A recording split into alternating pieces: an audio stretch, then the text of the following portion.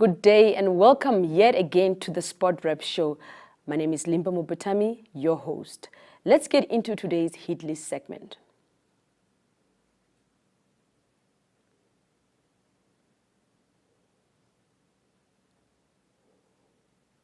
The Namibia Rugby Union has appointed John Haynes as CEO with effect from 14 March. Haynes is an astute and seasoned sport administrator and has good exposure in leadership positions and in cricket Namibia. He takes over from Theo Groenewald, whose contract expired at the end of last year, rather rugby that is. Talking about rugby, the Namibia senior men's rugby team, the Wilviches, have retained their 24th position on the world rankings according to World Rugby's latest report released on Monday. Namibia last played a competitive international fixture last year in November when they defeated Zimbabwe and Brazil in the World Rugby Africa Stellenbosch Challenge tournament.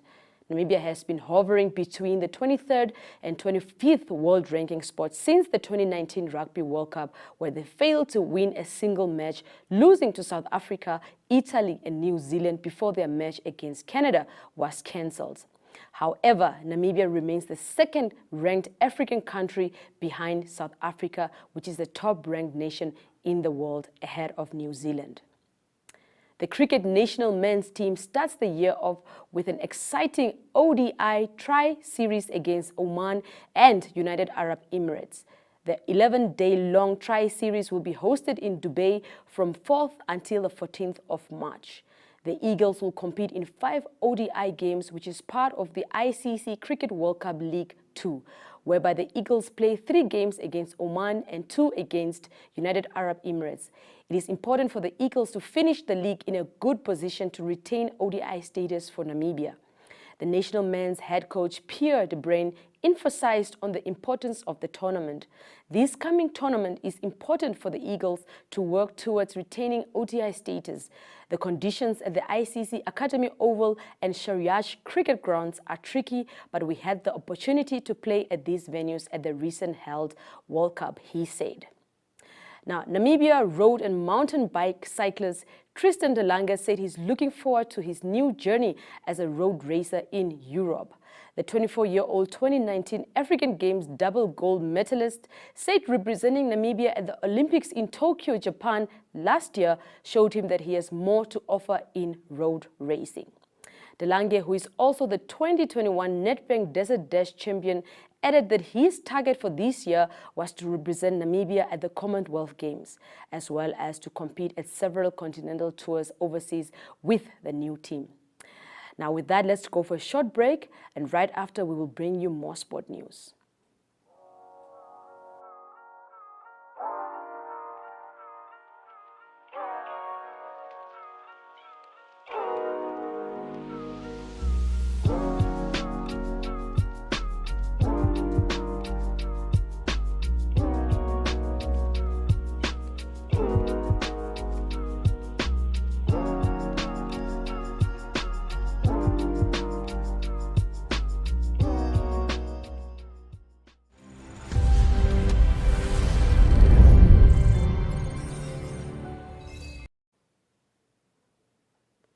In 2018, Russian football basked in international sporting acclaim, hosting a World Cup that was admired off the pitch and was successful on it as the national team reached the quarterfinals for the first time in post-Soviet history. However, following Russia's invasion of Ukraine on 24th February, European football clubs are now cutting ties with Russian companies, sporting organizations moving events out of the country, and players and fans around the world also sending messages of support for Ukraine. As long as the war continues, there are likely to be more consequences for Russian sport, both in the short and long terms. Belarus is now also in the mix because of their support for Russia. Some of the sport codes which have been banned are Formula 1, ice hockey, fencing, rugby. The International Judo Federation also suspended Russian President Vladimir Putin as its honorary president. Putin is an accomplished judoka who was awarded an 8th dan in 2014, one of the highest levels in the sport. He held the post since 2008. Here is Otniel Hembapu, an award-winning sports journalist, sharing his 2 cents on this. Right after that, we will take another short break. No problem. Okay, no, so Limba, thank you very much for your question. I think it's a very important topic. It's a very serious topic. I mean, we have all been, I think it has affected literally everybody. But I think to come back to your main question, which is a ban on the Russian athletes, especially the footballers, the national teams and the clubs, from all UEFA competitions and all FIFA competitions. I think it's, in my honest opinion, it's very unfair, to say the least. There is no legal or moral grounds to really do that. I would say. I mean, I think it also speaks to the double standards of FIFA, UEFA altogether. We have had similar problems globally. I mean, we had the Libya situation, invaded by the same NATO countries and the same US. We had a situation recently now in Syria. We had similar situations all across the globe, Afghanistan, you name it. And in all those instances, we never had FIFA really pronouncing themselves on those issues. We haven't really seen any serious actions coming from FIFA, as far as combating those violations in other parts of the globe. So I think this is an agenda bigger than sports, and unfortunately, FIFA has chosen to take sides, UEFA included. I mean, when you look at the whole Russian setup, I mean, as far as football is concerned, I don't think that they have done their homework as far as finding out are all the athletes also supporting the actions of President Putin or not. Are all the athletes also supporting or opposing what is going on? So we need to do your homework first and foremost, determine the facts on the ground, and then perhaps then you can proceed to ban the whole teams, from partaking in all these various competitions. But I don't think they have done enough in that regard. I think they followed the bigger tone, which was to ban all anything Russian, ban it from the whole global events. So like I said, it's very unfortunate. I think it's a big infringement on the rights of the athletes. I mean, the Americans and the European unions are always the first to speak about human rights. So I think they were caught offside this time around. So yeah, I think, but to be quite honest, I mean, remember, Limba, we have always said that football should be a unifier. Football should be there to unify communities, to bring hope, to uplift. But this time around, I think football has really divided the world. Football has chosen to take sides. They haven't really. Go far with Paratus. Go further with Paratus Fiber. Paratus, offering high-speed, reliable fiber connectivity, starting from only 599 Namibian dollars per month. Unlimit your lifestyle and visit na.paratus.africa for more information. Always prepared. Paratus.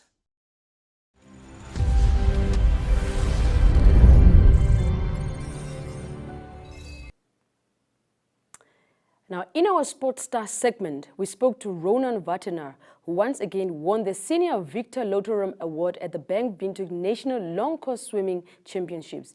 He told us that despite improving his own national record in the 50 meters butterfly, he is currently working through an injury setback that has placed his goal setting for the Commonwealth Games on hold. Now, here is an interview with Wantenaar. Please have a listen to this.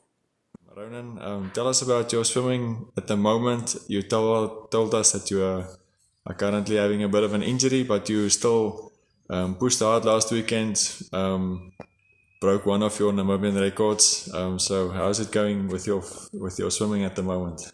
My swimming at the moment, I'm just putting it on hold to focus on recovering from my injury. So I'm doing rehabilitation for my shoulder. It has been bothering me since last year, so it's been on and off, but I think I've finally decided, it's time that I properly give my full attention to recover from the injury. So my swimming, I haven't been swimming since after nationals. I've just been doing rehabilitation. I've received exercises that I need to do 3 times a day, and I've been doing them, and I'm hoping to see an improvement and see my career go in swimming go a lot further than where I'm right now. Okay, so you obviously also spent an interesting time, about 9 months in Russia last year on a swimming scholarship from FINA, the World Federation. So tell us a bit about that experience that you've had in Russia.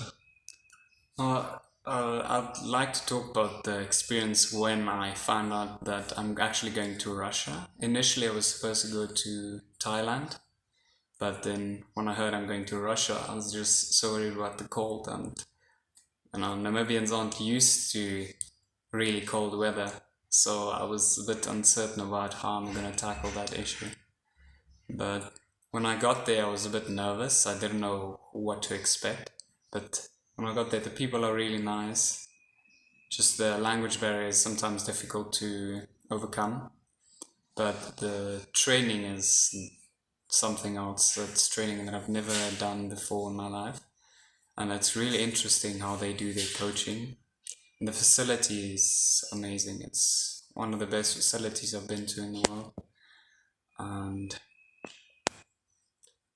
the weather is also quite similar. During summer, it's really hot in Russia, so that was also. But I'm used to the heat, so that was really not that a bit of big of a challenge for me. Okay, so you basically almost taught yourself how to swim when you were young. So just tell us a bit about your early days in swimming. Well, I started training, well, not training, I was just sort of playing in the water at about the age of 3. I always had my floaty on, just always in the water. I always loved being in the water. Whenever there's family here, I'm in the water, because I don't know, sometimes it's a bit lonely when you are going alone in the water, and often my parents don't want me to go alone in the water because of, I'm a bit young. But once, I think around about the age of 5, I decided today's the day I'm gonna jump in the water without my floaty. And that was almost the day I drowned, which surprisingly, I am on that day almost drowned, but I am one of Namibia's top swimmers. So after that, my parents decided I need to go to do swimming lessons. And then I started doing swimming lessons, and eventually I think they realized that I have a passion for the sport, and that's when I started doing more training instead of just playing in the water. Okay, so you obviously excelled in your swimming career. You've been to bigger championships overseas. You've visited various countries in your career. Tell us maybe about some of the places you've been to on swimming tours. Some of the places I've been to South Korea, which is actually really interesting. Although the traveling was it was a long flight to Korea, but the place was amazing. People actually really, really friendly. And other places I've also been to Budapest. Budapest was also, they say Budapest has the best competition pool in Europe, and it's housed there during summertime, and the weather's also really amazing there. I've also been to Indianapolis, but in America, but that was when I had my injury. I broke my scaphoid bone, so they couldn't reimburse us for the flight ticket. So it's either I go and then we don't receive the money back, or I go. So it was almost like a holiday for me. I was planning on swimming, but not all my events. But I spoke to the doctors of the International Swimming Federation, and they said we think it's best if you don't swim, so then I decided not to swim. I've also been to China, Hangzhou, I think. The short course worlds, that was also a really interesting competition. It was during winter though, so it was a bit cold. And I think one of my favorites would be when I was in Russia, I went to Croatia, and the water was really nice. The Mediterranean Sea water was nice, the people were nice, just the whole environment. After the competition, it was so relaxing just to be in the ocean swimming. So I think that was one of my favorite trips, competitions I've been to. Okay, so maybe just to end off with, so once you are fit again and able to train hard, which item in swimming are you the strongest at, or do you think you have the best chance of qualifying for some of the big championships? I think the best chance I have is for Commonwealth Games. It would be between 50 and 100 breaststroke, and for the Olympics, which I'm actually aiming for, would be 100 breaststroke or 200 IM. Yes, sir. Thank you very much, and all the best in your career. Thank you so much.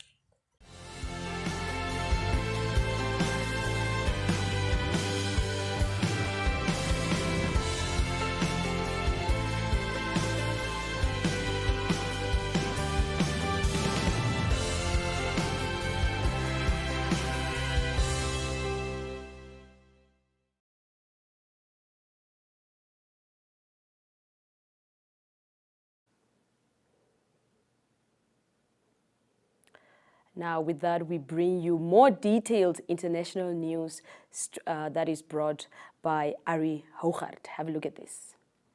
Officials from Russia and Belarus will be allowed to compete in the 2022 season, and that will be in the neutral capacity.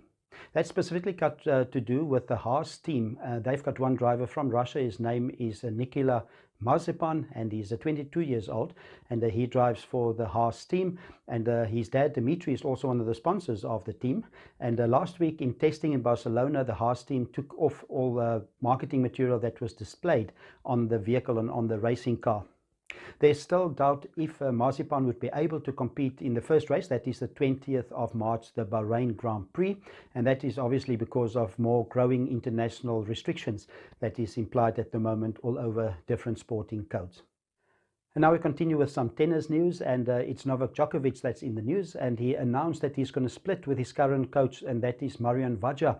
And Vajja has been a coach of Novak Djokovic for the last 15 years. He started coaching Djokovic in 2006 when he was still a junior, and they had a split also in 2017 for that year. For 1 year, Vajja wasn't the coach of Djokovic, but then from 2018 they were coached together, and together they've won 20 major titles. That is Djokovic that won 20 individual men's single titles.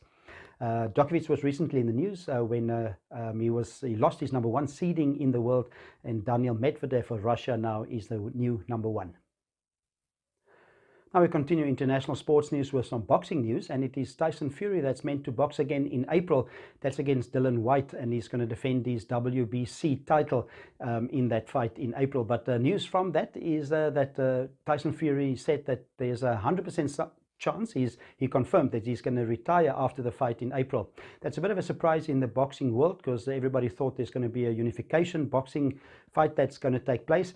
The other fight that's taking place later this year is Anthony Joshua that's fighting against Alexander Usyk, and that is for 3 titles. That's for the WBA, the IBF and the WBO title, and everybody thought that the winner of the 2 fights might fight to see if they can unify all the titles. But the news at the moment is that Tyson Fury said after April, after the Dylan White fight, he's going to retire.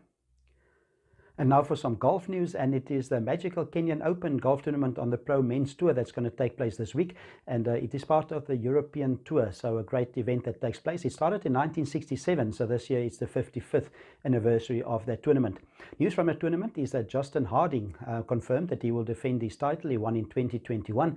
Also other strong players from South Africa that will be in action is Dean Burmeister, and also Daniel van Tonder, and also Zander Lombard.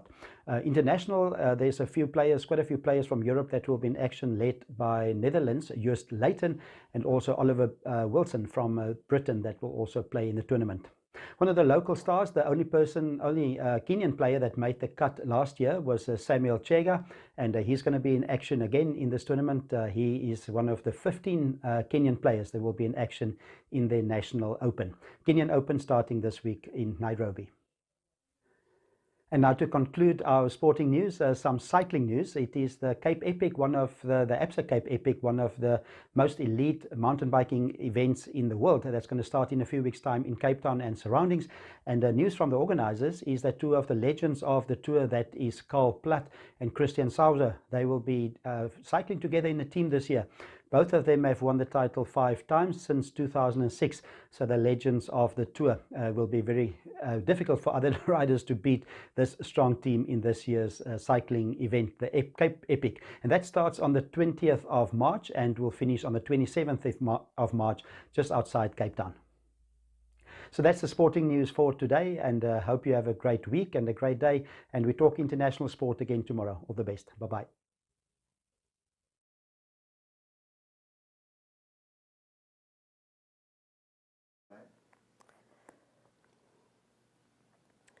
Now we've come to the end of today's show.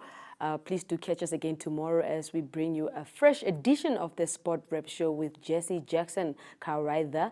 And if you're watching this show, please let us know always where you're watching from in the comment section. Let us know if you know of any administrators, that is sports administrators, coaches, legends, as well as sports stars that we can cover. Now that is all from us here from Sport Rep. See you again tomorrow.